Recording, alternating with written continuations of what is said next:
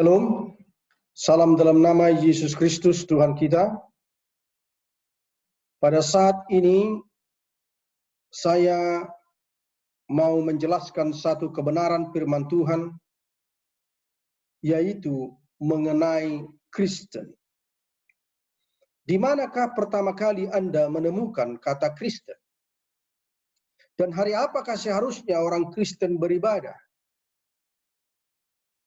Mari coba kita melihat orang Kristen mula-mula atau orang Kristen yang pertama kali di dalam Alkitab. Dalam Kisah 11 ayat 26, mereka tinggal bersama-sama dengan jemaat itu 1 tahun lamanya, sambil mengajar banyak orang. Di Antiokhia lah murid-murid itu pertama kali disebut Kristen.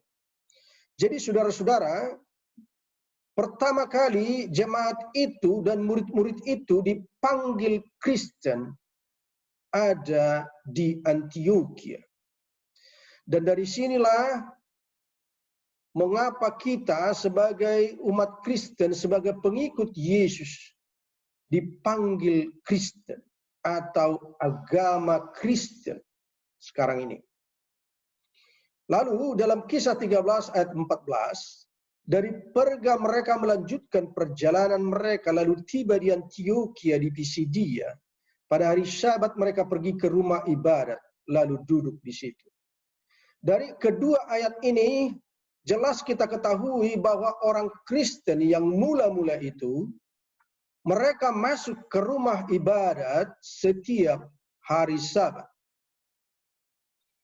Orang Kristen yang pertama kali di dalam Alkitab dipanggil Kristen, mereka sesungguhnya masuk ke rumah ibadat pada hari Sabat.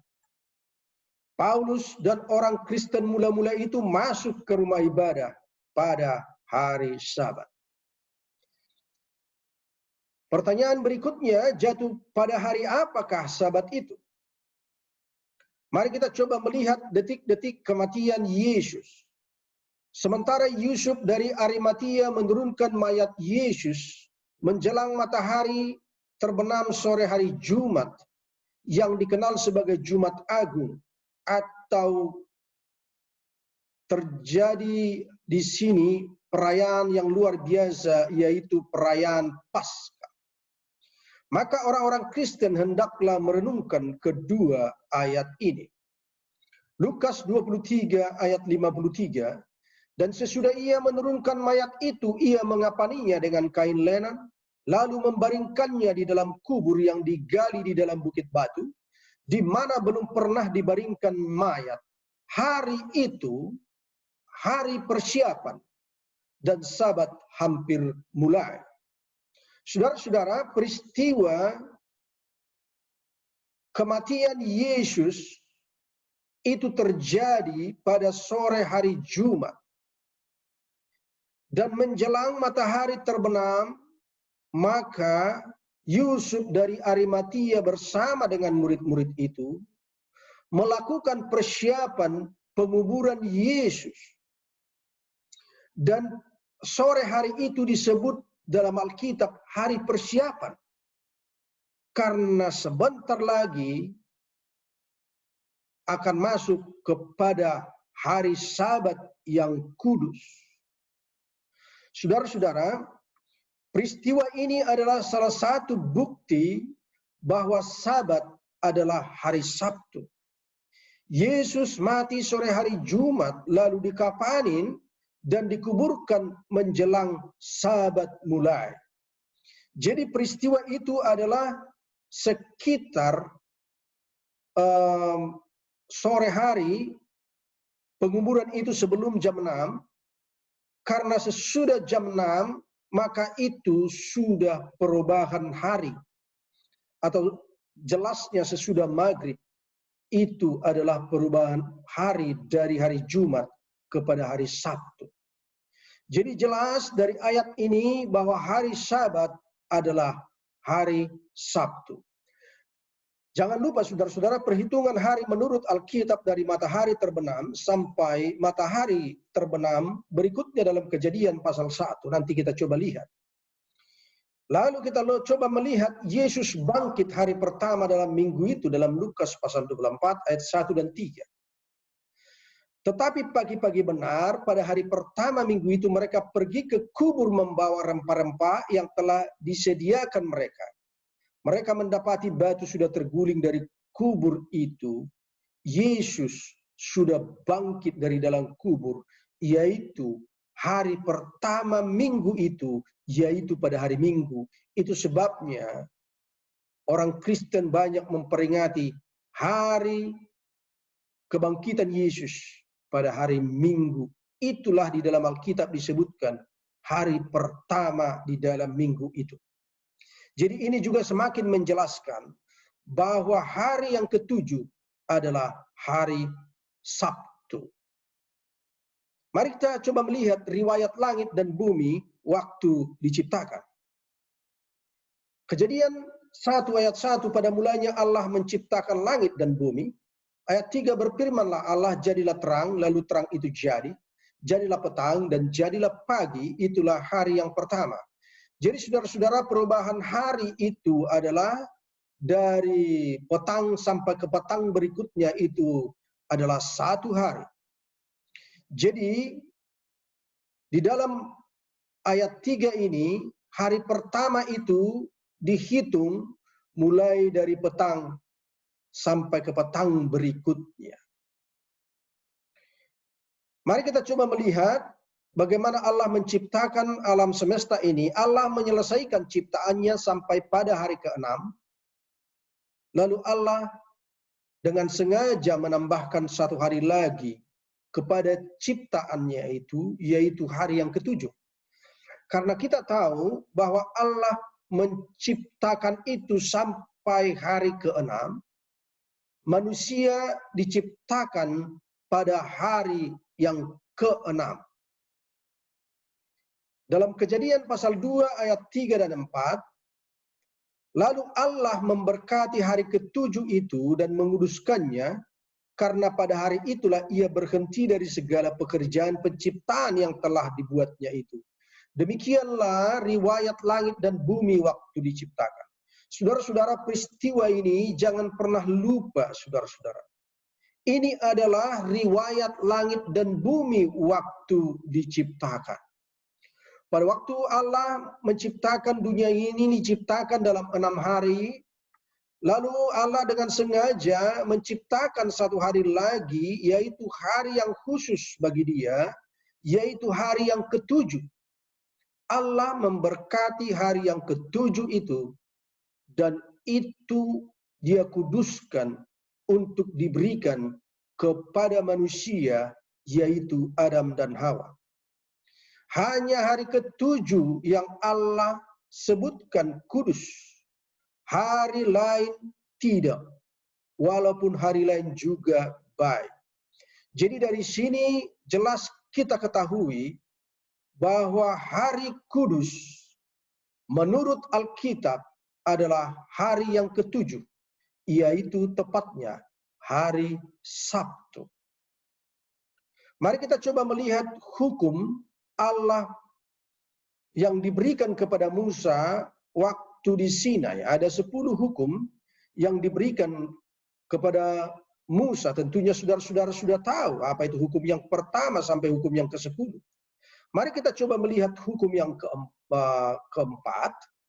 Dalam Keluaran 20 ayat 8 sampai 15. Ingatlah dan kuduskan hari Sabat. Saudara-saudara, firman ini, ayat ini dimulai dengan kata ingat. Itu memberikan satu pesan kepada kita sekarang ini, supaya umat manusia jangan lupa kepada Tuhan pencipta langit dan bumi. Itu sebabnya jangan pernah lupa mengenai hari kudus, yaitu hari Sabat. Dalam ayat 9 dan 10, 6 harilah lamanya engkau bekerja dan melakukan segala pekerjaanmu, tetapi hari ketujuh adalah hari Sabat Tuhan Allahmu. Ayat 11, sebab 6 harilah lamanya Tuhan menjadikan langit dan bumi, laut dan segala isinya, dan ia berhenti pada hari ketujuh. Itulah sebabnya Tuhan memberkati hari Sabat dan menguduskannya. Jadi dari ayat ini jelas kita ketahui bahwa hari ketujuh itu adalah hari Sabat. Dan hari ketujuh itu adalah hari yang dikuduskan Tuhan. Jadi itu sebabnya setiap hari Sabat itu adalah merupakan hari kudus bagi orang-orang Kristen. Saudara-saudara, Tuhan dengan sengaja menuliskan firman ini di dalam hukum yang ke-10 itu. Di dalam hukum itu Allah menuliskan pesan ini kepada seluruh umat manusia. Jari Allah sendiri yang menuliskan itu, saudara-saudara. 10 item hukum itu dituliskan oleh Allah sendiri dengan jarinya sendiri. Itu menandakan bahwa hukum ini hanya bisa diganti oleh jari Allah sendiri. Manusia tidak berhak untuk mengganti hukum itu, termasuk juga hukum yang keempat ini, ingat dan kuduskanlah hari Sabat. Apakah hari Sabat hanya untuk orang Yahudi? Saudara-saudara, selalu banyak datang pertanyaan kepada saya dan mengatakan bahwa hari Sabat itu adalah milik orang Yahudi. Saudara Pane, hari Sabat adalah hanya untuk orang Yahudi. Apakah memang demikian, saudara-saudara, menurut Alkitab? Sabat bukan milik orang Yahudi atau orang Israel saja. Dalam Markus 2 ayat 27 dan 23, kata Yesus kepada mereka, hari Sabat diadakan untuk manusia. Jadi anak manusia adalah Tuhan atas hari Sabat. Saudara-saudara, kita sebagai manusia, maka hari Sabat untuk kita. Apakah Anda manusia? Ya tentu saya juga manusia. Saudara-saudaralah manusia. Maka kita sebagai manusia, maka Sabat diciptakan untuk kita, dijadikan untuk kita. Bukan hanya milik orang Yahudi. Tuhan Yesus kita itu adalah Tuhan atas hari Sabat. Lalu kebiasaan apa yang Yesus perbuat pada hari Sabat, saudara-saudara? Dalam Lukas pasal 6 ayat 16, Lukas pasal 4 ayat 16, ia datang ke Nazaret tempat ia dibesarkan, dan menurut kebiasaannya pada hari Sabat ia masuk ke rumah ibadat, lalu berdiri hendak membaca dari Alkitab. Sabat adalah hari ibadah. Itu sebagai bukti bahwa kita tunduk kepada perintah Allah dan mengikuti teladannya. Saudara-saudara, bagi Yesus hari Sabat adalah merupakan hari ibadah. Itu sebabnya dia melakukan ini setiap hari Sabat dan merupakan kebiasaannya. Saudara-saudara, kita sudah melihat tadi bagaimana kebiasaan Allah di Taman Eden pada waktu dia menciptakan dunia ini. Dia juga memberikan teladan kepada Adam dan Hawa. Dia berhenti pada hari Sabat, pada hari yang ketujuh. Yesus juga melakukan hal yang sama. Menurut kebiasaannya, pada hari Sabat ia masuk ke rumah ibadah. Jadi bagi Yesus Sabat bukanlah hari pesta, saudara-saudara. Apalagi kalau hari Sabat adalah hari hura-hura, saudara-saudara. Itu tidak akan mungkin bagi Yesus. Hari Sabat adalah merupakan hari yang suci bagi Yesus. Saudara-saudara, setan telah berhasil membuat sebahagian manusia alergi terhadap hari Sabat melalui tingkah laku orang-orang Farisi yang munafik, yang menambahkan sendiri banyak peraturan-peraturan tentang Sabat. Tetapi saya mau katakan kepada saudara-saudara, tidak ada yang salah tentang Sabat. Walaupun bangsa Yahudi atau orang Farisi banyak menambahkan peraturan-peraturan yang tidak sepatutnya ditambahkan kepada peraturan Sabat yang menurut Alkitab. Yesus memberikan teladan kepada kita, saudara-saudara. Maka Yesus itu pada hari Sabat sering dia melakukan penyembuhan dan melawat orang yang kesusahan dan juga membangkitkan orang pada hari Sabat. Jadi Yesus memberikan teladan kepada kita sebagai umat manusia bahwa kita sebagai orang-orang Kristen harus mengikuti teladan Yesus, yaitu melakukan perbuatan-perbuatan yang baik pada hari Sabat. Setelah ibadah, Yesus pergi kemana yang dia mau pergi untuk menemui orang-orang yang susah, orang-orang yang sakit, bahkan dia menyembuhkan, bahkan dia membangkitkan orang mati pada hari Sabat. Apakah hari Sabat sudah dipalangkan setelah kematian Yesus? Ini banyak sekali yang muncul pertentangan di antara orang-orang Kristen. Pertanyaan juga datang kepada saya bahwa hari Sabat itu sudah dipalangkan, tidak perlu lagi disucikan. Apakah memang demikian menurut Alkitab? Kita coba lihat ayatnya. Apakah hari Sabat sudah dipalangkan? Dalam Kolose pasal 2 ayat 16 dan 17. Karena itu janganlah kamu biarkan orang menghukum kamu mengenai makanan dan minuman, atau mengenai hari raya, bulan baru, atau hari Sabat. Dalam ayat 17, semuanya itu hanyalah bayangan dari apa yang harus datang, sedangkan wujudnya ialah Kristus. Saudara-saudara, memang kalau kita baca sepintas dari ayat ini, bahwa hari Sabat ini sudah tidak berlaku lagi karena kematian Yesus, dan Kristus itulah sebagai wujudnya. Apakah memang demikian, saudara-saudara? Ada satu ayat dalam 2 Petrus 1 ayat 5, justru karena itu kamu harus dengan sungguh-sungguh berusaha untuk menambahkan kepada imanmu kebajikan, dan kepada kebajikan pengetahuan, saudara-saudara. Dan seterusnya, saudara-saudara bisa baca. Jadi saudara-saudara, untuk membahas ayat ini maka kita membutuhkan pengetahuan. Kita harus minta tuntunan Roh Kudus supaya kita memahami apa arti daripada ayat ini. Mari kita coba lihat, saudara-saudara. Kalau kata atau ditempatkan di dalam satu kalimat, berarti kalimat sebelum dan sesudahnya adalah setara atau mungkin pengertiannya sama. Jadi saudara-saudara, mengenai makanan dan minuman atau mengenai hari raya ini adalah semua berhubungan. Dan hari dan bulan baru dan hari Sabat. Nanti coba kita akan lihat hari raya apakah yang dilambangkan kepada kematian Yesus. Dalam Imamat pasal 23 ayat 4 sampai 44, di sana ada 7 at least hari raya yang kita bisa temukan. Yang pertama adalah hari raya Paskah dalam Imamat 23 ayat 5 dan 6. Hari ke-14 bulan pertama itu dirayakan oleh bangsa Israel.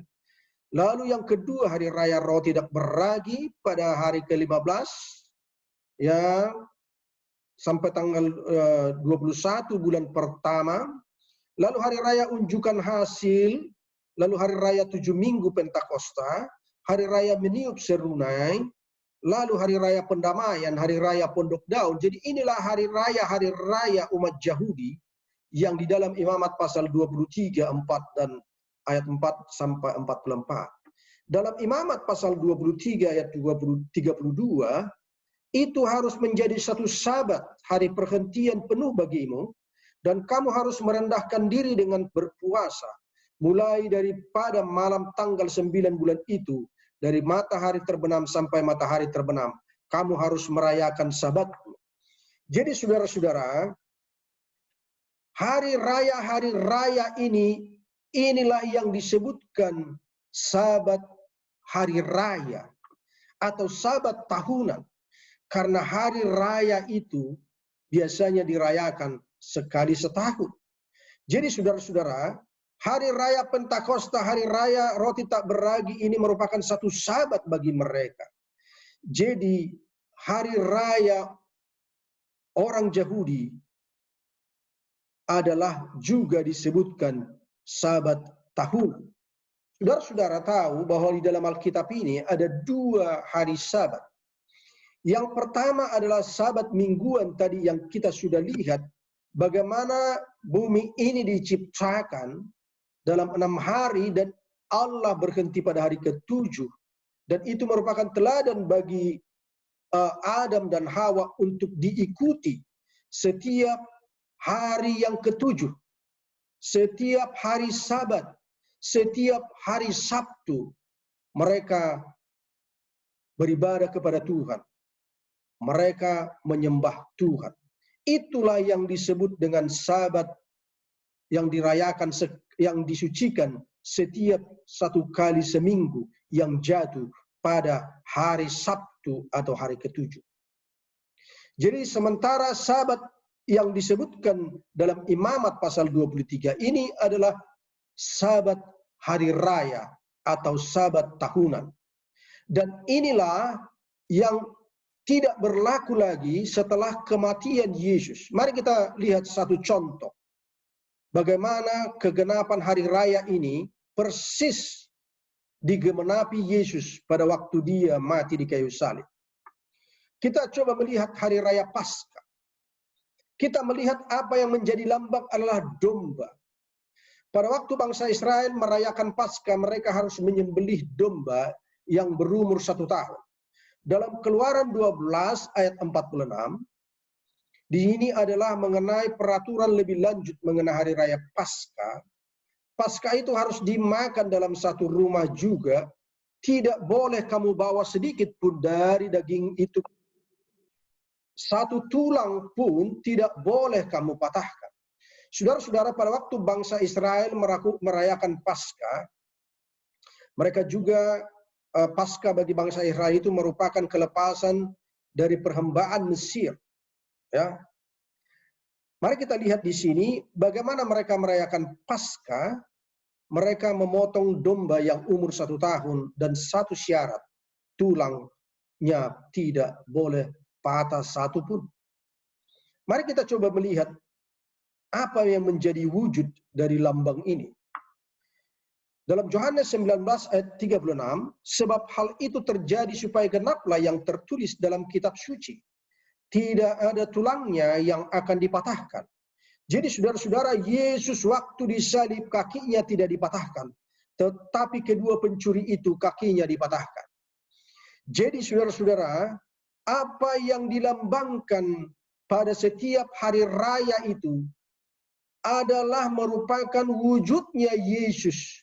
Persis apa yang mereka lakukan, bahwa 1 tulang pun tidak boleh dipatahkan pada waktu mereka menyembelih domba itu sebagai lambang kepada kematian Yesus. Bahwa Yesus waktu disalibkan kakinya tidak dipatahkan, tetapi kedua pencuri itu kakinya dipatahkan. Jadi benar-benar bahwa lambang itu bertemu dengan wujudnya.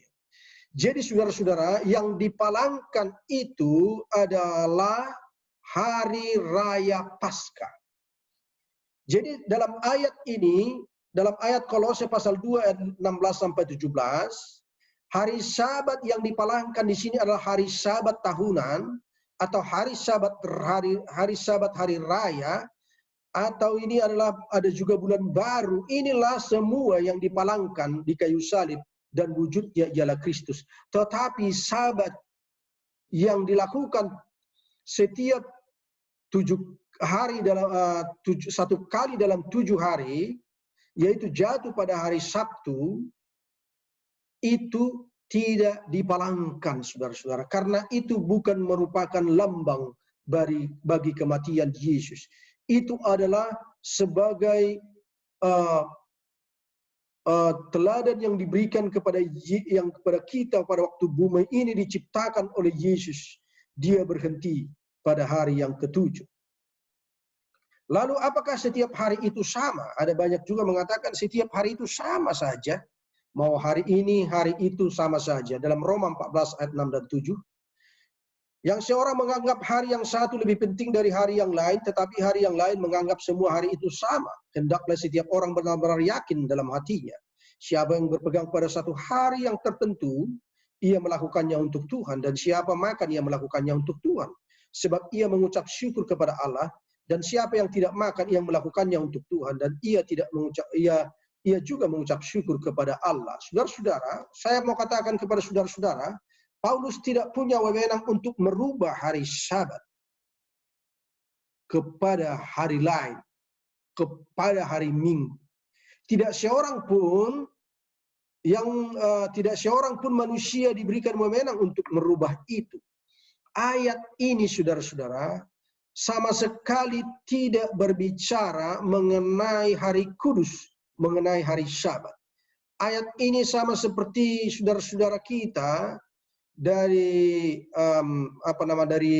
suku Jawa pada waktu mereka memilih satu hari pesta atau untuk melakukan satu perayaan, mereka pilih-pilih harinya. Mereka katakan bahwa hari ini tidak baik, hari ini tidak baik. Jadi saudara-saudara, dalam Roma 14 ayat 6 dan 7 bahwa perikop ini sama sekali tidak menyinggung mengenai hari suci, hari Sabat, saudara-saudara. Mari kita coba melihat perjalanan hari Sabat dari Eden ke Eden, saudara-saudara. Ini adalah Eden pada waktu Adam dan Hawa diciptakan. Lalu ini adalah Eden di mana nanti tempat tebusan, ya, orang-orang suci itu pada waktu ditebus dari dunia ini akan berada juga di Eden di sorga. Mari coba kita melihat perjalanan Sabat dari Eden ke Eden. Allah menjadikan alam semesta ini pada hari yang ketujuh, dia menciptakan Sabat. Dia menguduskan Sabat. Lalu Adam dan Hawa setiap hari Sabat mereka datang kepada Tuhan, beribadah kepada Tuhan dan menyembah Tuhan. Lalu kita lihat Musa, Joshua. Dalam Keluaran 20 ayat 8 dan 11 kita sudah baca, saudara-saudara, bahwa Musa dan Joshua juga menyucikan Sabat. Saudara-saudara, di antara Adam dan Musa, ada Abraham dan juga Nuh di sana. Mereka juga turut menyucikan Sabat. Lalu dari Musa kepada raja-raja, kepada Hesekiel, Daud, Salomo, Yesayas, Jeremia, dan raja-raja dan imam-imam, mereka ini juga adalah yang menguduskan Sabat. Lalu kita coba melihat sampai ke zaman Yesus. Yesus juga memberikan teladan kepada kita setiap hari Sabat. Dia masuk ke rumah ibadah. Lalu kita melihat murid-murid sebelum dan sesudah kebangkitan Yesus dan juga Paulus ada di sana. Dalam Kisah 13 ayat 44, mereka juga menyucikan Sabat. Lalu orang Kristen yang mula-mula tadi itu yang kita baca dalam Kisah pasal 11 ayat 26 tadi, dalam Kisah 13 ayat 14, mereka adalah menyucikan Sabat dan setiap hari Sabat mereka masuk ke rumah ibadah. Lalu orang Kristen Advent secara konsisten mereka ini mereka selalu setia menyucikan Sabat dan setiap hari Sabat mereka selalu berbakti dan menyembah Tuhan. Lalu dalam Yesaya 66 22 sampai 23, orang-orang tebusan di sorga mereka juga menyucikan Sabat. Ayat ini disebutkan seperti ini, berbunyi seperti ini. Sama seperti langit dan bumi yang baru yang akan kujadikan itu tinggal tetap.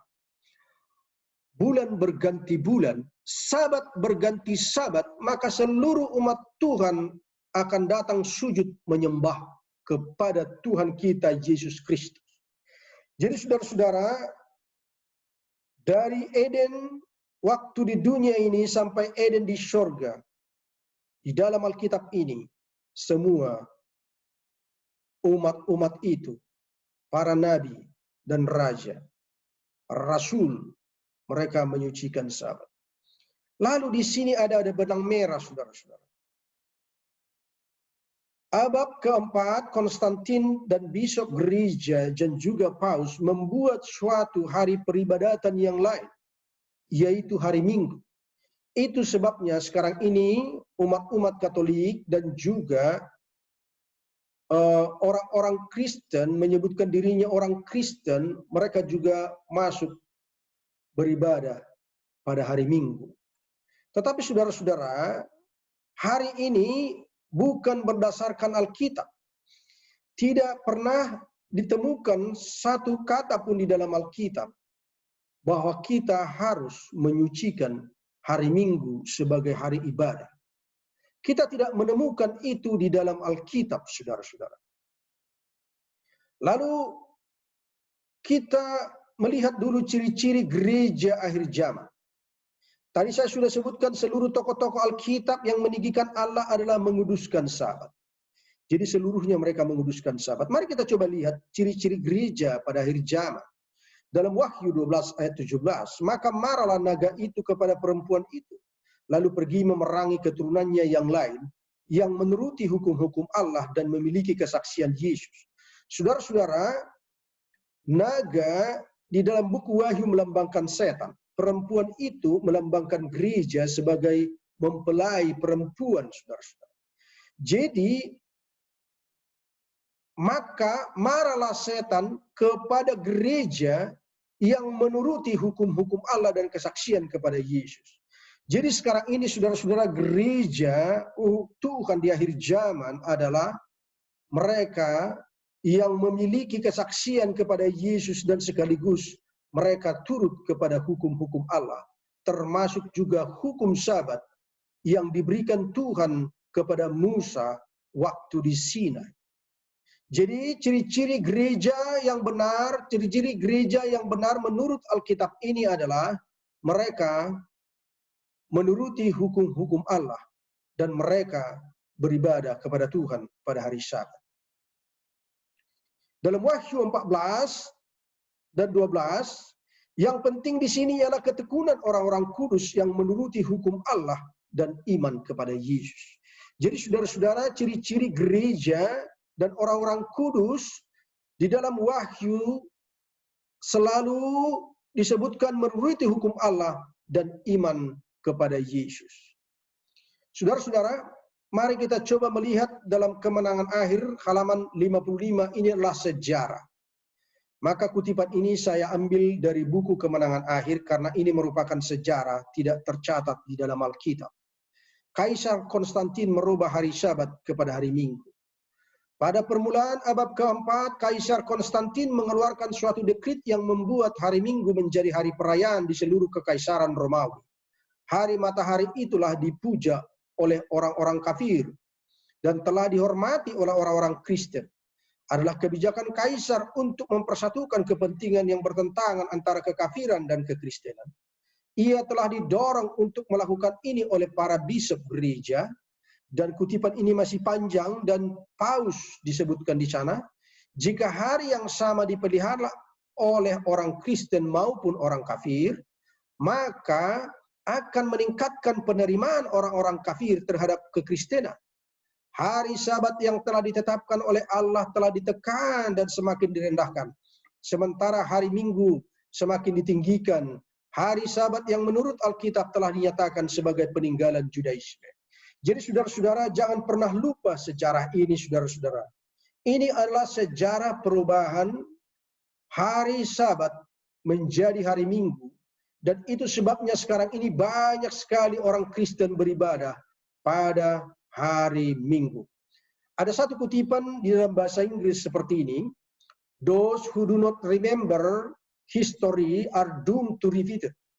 Saudara-saudara, maka barang siapa yang tidak mengingat sejarah atau lupa sejarah, maka ditakdirkan mereka akan mengulanginya kembali.